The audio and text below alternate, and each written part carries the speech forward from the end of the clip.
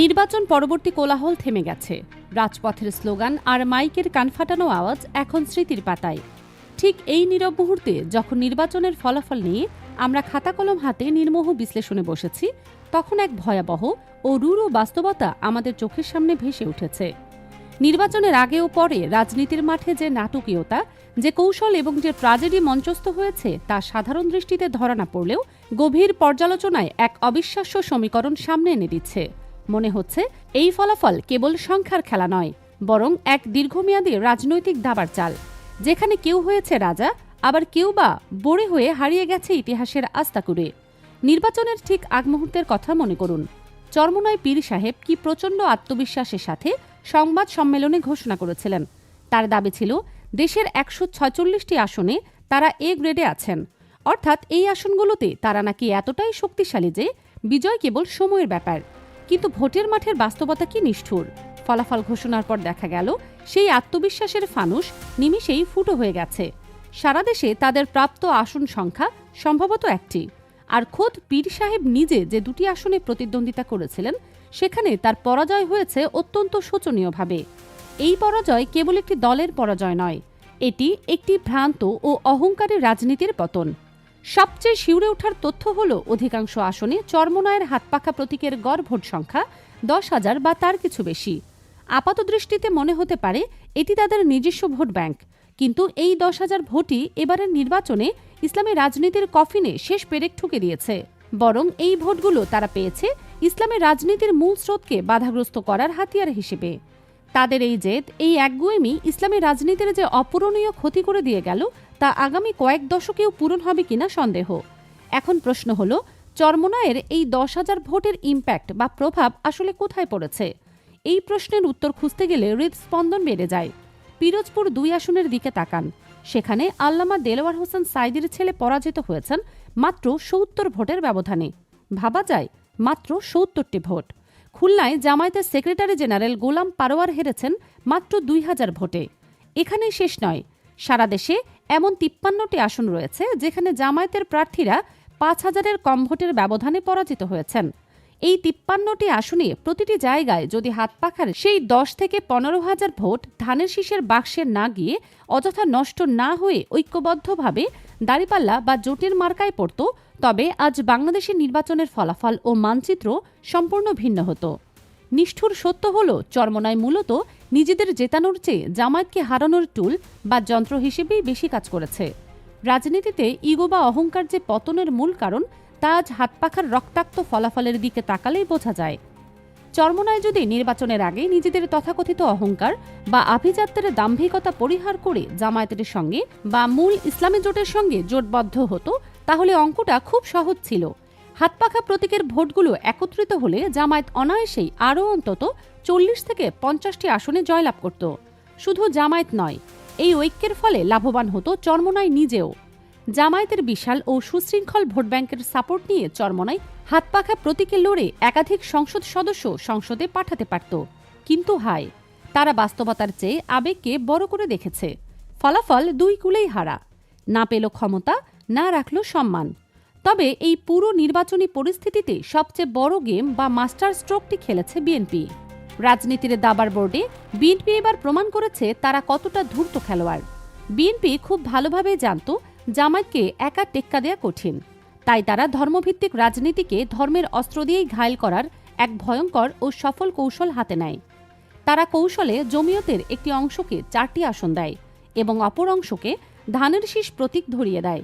মাত্র ৪টি আসনের মূলা ঝুলিয়ে বিএনপি জমিয়তকে মাঠে নামিয়ে দেয় বাকি ২৯৫টি আসনে জামায়াতকে ট্যাকেল দেওয়ার জন্য। কি অদ্ভুত ও সূক্ষ্ম তাদের পরিকল্পনা! আলেম সমাজের একটি অংশকে যখন জামায়াতের বিরুদ্ধে নামানো হলো, তখন সাধারণ ধর্মপ্রাণ মানুষের মধ্যে এক বিশাল কনফিউশন বা বিভ্রান্তি তৈরি হলো। সাধারণ মানুষ ভাবল, আলেমরাই যখন জামায়াতের বিরোধিতা করছেন, তখন হয়তো জামায়াতের মধ্যে সমস্যা আছে। এটি ছিল বিএনপির অত্যন্ত সফল একটি নির্বাচনী টেকনিক, যেখানে পা দিয়েছিল স্বয়ং চরমোনাই।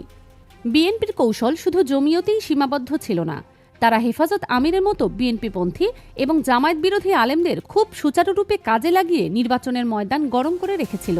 নির্বাচনের ময়দানে যখন নীতি, আদর্শ আর দেশের উন্নয়নের কথা বলার কথা, তখন এই আলেমরা জামায়াত বিরোধিতাকেই তাদের বক্তৃতার মূল ইস্যু বানিয়েছিল। বিএনপি পর্দার আড়ালে থেকে মিটিমিটি হেসেছে এবং খুব ভালোভাবে এই এন্টি জামায়াত সেন্টিমেন্টকে ক্যাশ করেছে। ধর্মপ্রাণ মানুষের আবেগকে ব্যবহার করে বিএনপি নিজেদের ভোট ব্যাংক ভারী করেছে। আর মাঝখান দিয়ে বলির পাঠা হয়েছে ইসলামী ঐক্য। জামায়াত একটি বৃহৎ ইসলামিক জোট বা 11 দলীয় জোট গড়ার আপ্রাণ চেষ্টা করেছিল, কিন্তু সেই জোট টিকল না কেন? এর পেছনের রহস্য আজ উন্মোচিত। জমিয়তে হুজুরদের উস্কানির মাধ্যমে চরমোনাইকে 11 দলীয় জোট থেকে বের করে আনতে পারা ছিল বিএনপির আরেক বড় সফলতা। চরমোনাই বুঝতে পারেনি যে তারা অন্যের পাতা ফাঁদে পা দিচ্ছে। তারা নিজেদের শক্তির ব্যাপারে এতটাই ওভার কনফিডেন্ট বা আত্মবিশ্বাসী ছিল যে বামে ডানে তাকানোর প্রয়োজন মনে করেনি। বিএনপির ফাঁদে পা দিয়ে তারা শুধু ইসলামী ঐক্যই ভাঙল না, নিজেদের রাজনৈতিকভাবে দেউলিয়া করে দিল। এখন প্রশ্ন হলো যে জমিয়তকে বিএনপি জামায়াতের বিরুদ্ধে ঢাল হিসেবে ব্যবহার করল, দিন শেষে তাদের প্রাপ্তি কি? উত্তর শূন্য, বিশাল এক শূন্য। বিএনপি জমিয়তের একজনকেও জিতিয়ে আনতে পারেনি বা চায়নি। ভোটের রাজনীতিতে একেই বলে ইউজ অ্যান্ড থ্রো নীতি। কাজ ফুরিয়ে গেছে, এখন জমিয়তের আর কোনো ভ্যালু বা মূল্য বিএনপির কাছে নেই। এই ঘটনাটি বাংলাদেশের সমস্ত ইসলামী দলগুলোর জন্য এক চরম শিক্ষা। আদর্শ বিসর্জন দিয়ে অন্যের ক্ষমতায় যাওয়ার সিঁড়ি হলে দিন শেষে যে শূন্য হাতেই ফিরতে হয় তা আজ দিনের বেলার মতো পরিষ্কার। কেন্দ্রীয় নেতারা ইগো বা পদপদবীর মোহ নিয়ে বসে থাকলেও তৃণমূলের নেতাকর্মীরা কিন্তু বোকা নন। তারা ঠিকই বিষয়টি আগেভাগে বুঝতে পেরেছিলেন, কিন্তু নেতৃত্বের অন্ধ আনুগত্যে চুপ ছিলেন। নির্বাচনের ফলাফল আসার পর তাদের সেই মোহ পুরোপুরি ভেঙে চুরমার হয়ে গেছে। ইসলাম কায়েম বা ইসলামী হুকুমতের যে স্বপ্ন নিয়ে তারা হাত পাখার ছায়াতলে এসেছিলেন, তারা এখন দেখছেন শীর্ষ নেতৃত্বের অদূরদর্শিতা আর জেদের কারণে সেই স্বপ্ন আজ ধূলিসাৎ। এবার ভোটের পর চরমোনাই থেকে দল ছাড়ার এক বিশাল হিড়িক পড়তে যাচ্ছে, যার পূর্বাভাস এখনই পাওয়া যাচ্ছে। কর্মীরা বুঝে গেছেন আবেগ দিয়ে রাজনীতি হয় না, দরকার বাস্তবমুখী, দূরদর্শী এবং গোছানো সংগঠন। ঠিক একই পরিস্থিতি এবং তার চেয়েও ভয়াবহ অবস্থা বিরাজ করছে জাতীয় পার্টির ভেতরে। সুবিধাবাদী রাজনীতির চরম মূল্য আজ তাদের চোকাতে হচ্ছে। আওয়ামী লীগের পতনের পর জাতীয় পার্টির যতটুকু অস্তিত্ব বা সাইনবোর্ড ছিল, এই নির্বাচনে তা পুরোপুরি বিলীন হয়ে গেছে। তাদের না আছে কোনো আদর্শ, না আছে কোনো শক্ত নেতৃত্ব, না আছে কোনো জনভিত্তি। সারা দেশের জাপা কর্মীরা এখন চরম অস্তিত্ব সংকটে ভুগছেন। তাদের দলের ভবিষ্যৎ অন্ধকার। ফলে তারা দলে দলে জামায়াতে ইসলামীতে যোগ দেওয়ার চিন্তাভাবনা করছেন। সারা দেশের চরমোনাইয়ের মোহভঙ্গ হওয়া হাজার হাজার কর্মী এবং জাতীয় পার্টি ছেড়ে আসা দলে দলে মানুষ এখন জামায়াতে ইসলামের দিকে ঝুঁকছেন। তৃণমূলের কর্মীরা বোকা নন, তারা এখন খুব ভালোভাবে পর্যবেক্ষণ করছেন। তারা দেখছেন কারা শত জুলুম, নির্যাতন আর ফাঁসির দড়ি উপেক্ষা করেও সুসংগঠিত, কাদের ভিশন ক্লিয়ার, কারা সত্যিকার অর্থে দেশ পরিচালনার যোগ্যতা রাখে। বিএনপির মেকানিজম বা কৌশল হয়তো তাদের সাময়িক জয় এনে দিয়েছে, কিন্তু দীর্ঘমেয়াদে জামায়াতই সাধারণ মানুষের সবচেয়ে বড় বিকল্প এবং আস্থার প্রতীক হয়ে দাঁড়িয়েছে। মানুষ এখন বোঝে ক্ষমতার জন্য যারা ধর্মের অপব্যবহার করে আর যারা ধর্মের জন্য জীবন দেয়, তাদের মধ্যে পার্থক্য আকাশ পাতাল। এবার আসুন সবচেয়ে রূঢ় এবং বাস্তব কাহিনী বলি, যা হয়তো অনেকের শুনতে খারাপ লাগবে। জামায়াতে ইসলামীকে যদি রাষ্ট্র ক্ষমতায় যেতে হয়, তবে দলে লোক ঢোকানোর ব্যাপারে যে কার্পণ্য, অতিরিক্ত যাচাই বাছাই বা অতি সতর্কতা প্রক্রিয়া আছে, তা থেকে বেরিয়ে আসতে হবে। জামায়াতকে আর শুধু নির্দিষ্ট গণ্ডি বা ক্যাডার ভিত্তিক কাঠামোর মধ্যে আটকে থাকলে চলবে না। চরমোনাইয়ের মোহভঙ্গ হওয়া কর্মী, জাতীয় পার্টির অস্তিত্বহীন সমর্থক, সবাইকে জামায়াতের পতাকা তলে জায়গা দিতে হবে। একটি রাষ্ট্র চালাতে গেলে শুধু ক্যাডার বা রুকন দিয়ে হয় না, বিশাল জনসমর্থন লাগে, মাস পিপল লাগে। জামায়াতকে একটি সর্বজনীন দল বা মাস পার্টিতে রূপান্তরিত হতে হবে, যে কেউ চাইলে যেন এই দলের সমর্থক হতে পারে। সেই ওপেন ডোর পলিসি বা উন্মুক্ত দরজা নীতি এখন সময়ের সবচেয়ে বড় দাবি। অনেকে প্রশ্ন করছেন, বিএনপি এত সিট কিভাবে পেল? গত 15 বছর তো তারাও মাঠের বাইরে ছিল। উত্তরটা খুব সোজা এবং কিছুটা তেতো। উত্তর হলো লিয়াজু বা আপোষ। বিএনপি এবার ক্ষমতায় আসার জন্য এমন কোনো কাজ নেই যা করেনি। তারা সবার সাথে লিয়াজু করেছে। তারা আদর্শের তোয়াক্কা করেনি। এলাকায় এলাকায় লোকাল গুন্ডাপান্ডাদের ব্যবহার করেছে। প্রয়োজনে টাকার বিনিময়ে লোক ভাড়া করে এনে জনসভা ভারী করেছে, যা জামায়াত নীতিগত কারণে করেনি। সবচেয়ে ভয়ঙ্কর তথ্য হলো বিএনপি অনেক জায়গায় আওয়ামী লীগের তৃণমূলের সাথেও অলিখিত লিয়াজু বা আতাত করেছে। তারা লীগের স্থানীয় নেতাদের কথা দিয়েছে, আমাদের ভোট দাও, আমরা ক্ষমতা এলে তোমাদের অফিস খুলে দেব, তোমাদের ডিস্টার্ব করব না, মামলা দেব না। এই অলিখিত চুক্তির কারণে লীগের একটি বড় ভোট ব্যাংক নীরবে বিএনপির বাক্সে গেছে। আর অন্যদিকে জামায়াত কি করেছে? জামায়াত সততা দেখাতে গিয়ে নীতি আঁকড়ে ধরে কেবল নিজেদের সীমিত জনশক্তির উপর ভর করেছে। নীতিগতভাবে জামায়াত হয়তো জিতেছে, নৈতিকতার পরীক্ষায় তারা উত্তীর্ণ, কিন্তু ভোটের নিষ্ঠুর অঙ্কে তারা পিছিয়ে গেছে। এখন সময় এসেছে পরিবর্তনের। জামায়াতকে পিওরিটি বা অতি পবিত্রতা এবং প্রাগমেটিজম বা বাস্তবতার মধ্যে একটি ব্যালেন্স বা ভারসাম্য তৈরি করতে হবে।